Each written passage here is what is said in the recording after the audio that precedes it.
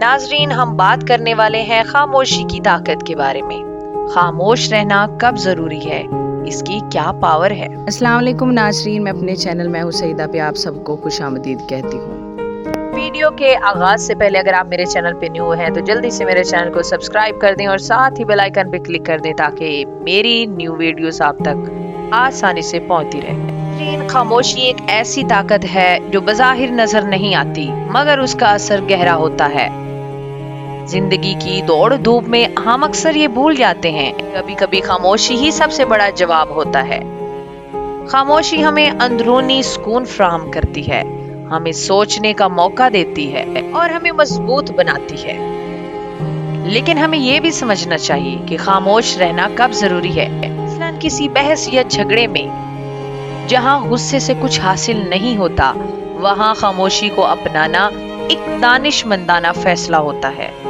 कभी कभी खामोशी दूसरों को सुनने का नाम होता है। जब हम खामोश होते हैं तो हम बेहतर तौर पर समझ सकते हैं कि दूसरा क्या कह रहा है। ये खामोशी ताल्लुकात में मजबूती लाती है। ईद के दौरान खामोशी एक रूहानी तजुर्बा बन जाती है।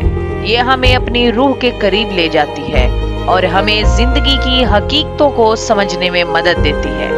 यही खामोशी हमें अपने अंदर झांकने का मौका देती है, हमें अपनी जात के बारे में जानने का मौका मिलता है। इस लम्हे में हम अपनी ताकतों और कमजोरियों को पहचान सकते हैं। कभी कभी खामोशी जिंदगी की सबसे बड़ी अयाशी होती है।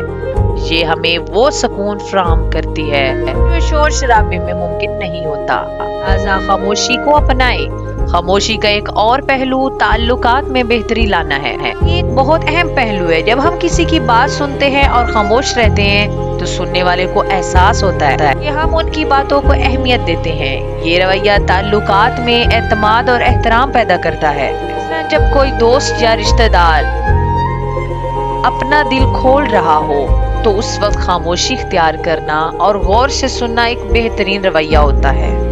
नाज़रीन, झगड़ों और इख्तिलाफात के दौरान खामोशी इख्तियार करना अक्सर सबसे दानिशमंदाना अमल होता है। जब हम गुस्से में होते हैं तो हमारा हर लफ्ज जज्बाती होता है और ये मुमकिन है कि हम कुछ ऐसा कह दें जो बाद में पछतावा लाए। उस वक्त खामोश रहना बेहतर है क्योंकि ये हमें मौका देता है हम हर सूरत हाल को बेहतर तौर पर समझ सकें और जल्दबाजी में कोई गलत फैसला ना करें। खामोशी हमें खुद आगाही हासिल करने में मदद देती है। जब हम अकेले और खामोश होते हैं तो हमें अपनी जात के बारे में सोचने का मौका मिलता है। अपनी कमजोरियों और ताकतों को बेहतर तौर पर जान सकते हैं और खुद को मजीद बेहतर बनाने की कोशिश कर सकते हैं।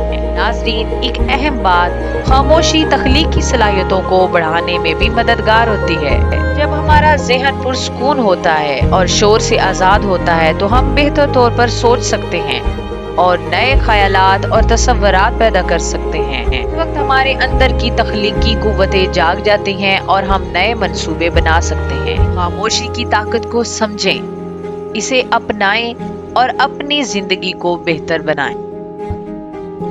इसके साथ ही मैं अपनी आज की इस वीडियो का इख्तिताम करती हूँ। इंशाअल्लाह नेक्स्ट संडे आऊँगी किसी नई इंफॉर्मेटिव वीडियो के साथ, लाऊंगी आपके लिए ढेर सारी इंफॉर्मेशंस। तब तक के लिए अल्लाह हाफिज।